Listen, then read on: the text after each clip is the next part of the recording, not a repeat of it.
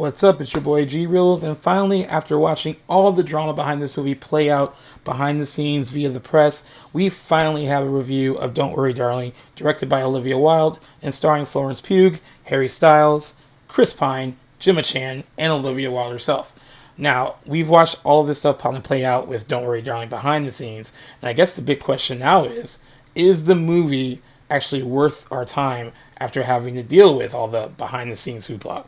Well, I'm here to tell you that Don't Worry Darling is a solid sophomore effort from Olivia Wilde, and it's a shame that all this kind of behind the scene drama is playing out in the public and when the focus should actually be on the film itself. So that's what we're going to do today. We're going to actually talk about the film itself, why it's worth your time, and why you should ignore all the internet chatter and actually give Don't Worry Darling a chance. Don't Worry Darling takes place in a 1950s utopia that looks seemingly perfect, but you can tell that there is something a bit off about the little community of Victory.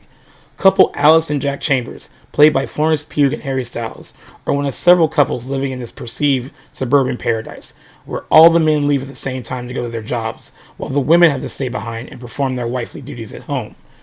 Presiding over it all is the charismatic Frank, played by Chris Pine, who has a cultish-like hold over the community, including his submissive wife Shelley, played by Gemma Chan. All of this changes when one of the wives, Margaret, played by Kiki Lane, begins to show signs that she is no longer buying what Frank is selling. Alice also begins to have doubts, and because of the strange occurrences going on in her life and in the town, she begins to question the perfection of the world she lives in. Directing from a script by Katie Silberman, Carrie Van Dyke, and Shane Dyke, Olivia Wilde proves that Booksmart was no fluke. Her directorial debut earned her near universal praise, and despite the notices for Don't Worry Darling being more mixed, I have to say that this is one that the critics are getting wrong at this point. Speaking just on her direction, Wilde shows a self-confidence behind the camera as she dives into a genre that is far different from the one she explored with Booksmart. Wilde helps create a wonderfully captivating and mesmerizing 1950s aesthetic that gives the film a sometimes comforting yet unsettling tone as the movie moves along. I respect that she took some big swings with her sophomore effort, and for this guy, it shows that she can be a capable director given any genre she chooses to take on. Wilde's biggest success as a director probably goes to how she handles her actors. Even if the real life drama behind the film would make you believe that she didn't have things as in control as she would like us to believe.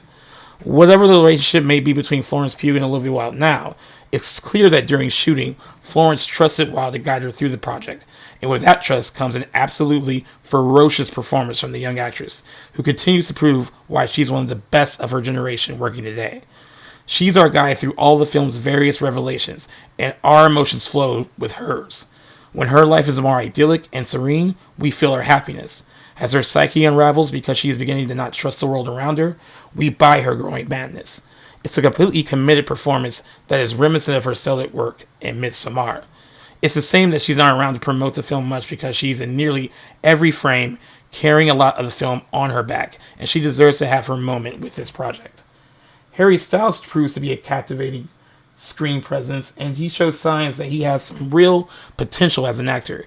He's a bit rough around the edges at times, but he's at his best during some heated exchanges with Florence Pugh, as she appears to bring the best out of him.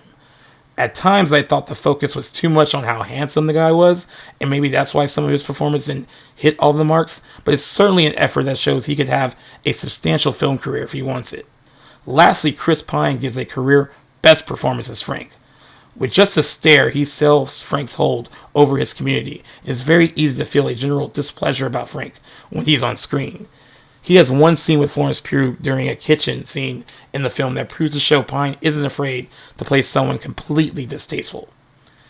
The script is going to be seen by some to be a bit heavy-handed with his themes, but I thought it was just on the nose enough to work without being distracting. It does raise interesting questions about what constitutes a perfect life and the importance of having agency over your own existence. For women, there is a driving theme that men do all the work and women keep the home nice and tidy, and they also don't ask too many questions. The story does prove that sometimes you have to ask questions and not just digest all the information you're fed as fact. If a system seems broken, speak out about it.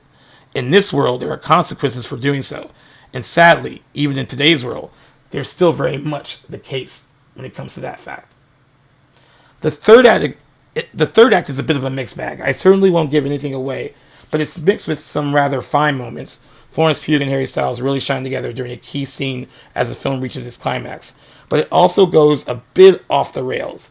A mystery that was so tight and focused to start rushes to its big reveal and speeds through without allowing the audience to fully understand how he got there. The ultimate reveal I had no problem with, but it was more the road to getting there that was a bit bumpy. At the end of the day, Don't Worry Darling will currently be remembered more for if Shia LaBeouf choreography was fired, or if Harry Styles actually spit on Chris Pine, or if Olivia Wilde and Florence Pugh really don't get along anymore. Once all that dust settles, hopefully the film will be viewed as an ambitious sophomore effort from Olivia Wilde that creates a mesmerizing utopia worth exploring. Violet, where are you from?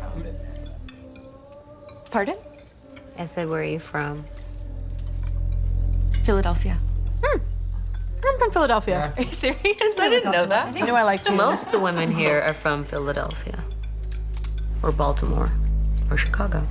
I haven't noticed. You got no other thing? I, for one, do not miss the winters. No, no, no. I thrive in the sunshine, even though I'm alabaster skin. I love the sunshine. I love the beach. You did. What was the last beach you went to? Oh, fun fact about the beach, I read this. Yeah. Beaches are actually some of the filthiest places in the whole world. It's just a sandbox of disease and... Peter, do not say disease at the dinner table. They need to know. I could probably guess. Hilton Head, Cape Cod, or the Jersey Shore.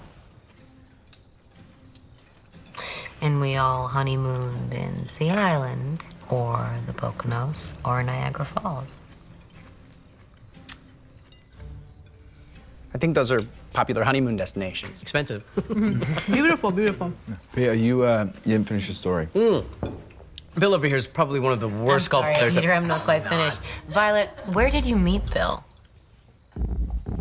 We met on a train. To Boston. Yeah. Yes.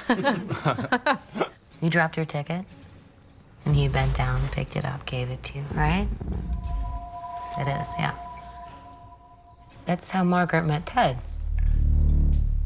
And Peg, am I right in thinking that that's how Debbie McIntyre met her husband? Yes, I am. That's how they met. Yes, that's true. I'm jealous, honestly. It's such a Wow. sweet story. Yeah, yeah. Isn't that funny the way it's a coincidence? Incredible. There are only so many different stories that we're told. We're told what we remember until we try to remember things that they want us to forget. Like Margaret. Alice. No. Jack. It's okay. I'm curious to hear where she's going with this. Frank is doing something to us.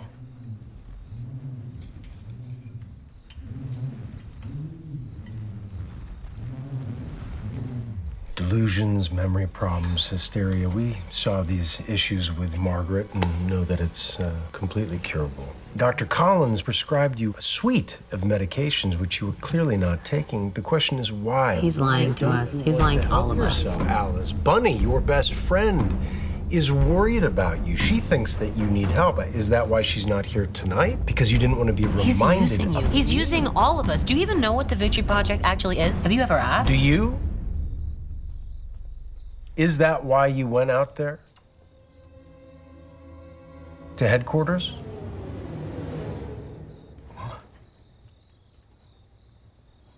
I'm sorry. I'm so sorry, but you don't know what he's doing. You wandered out by yourself. You ignored every rule, and she put all of your lives in danger.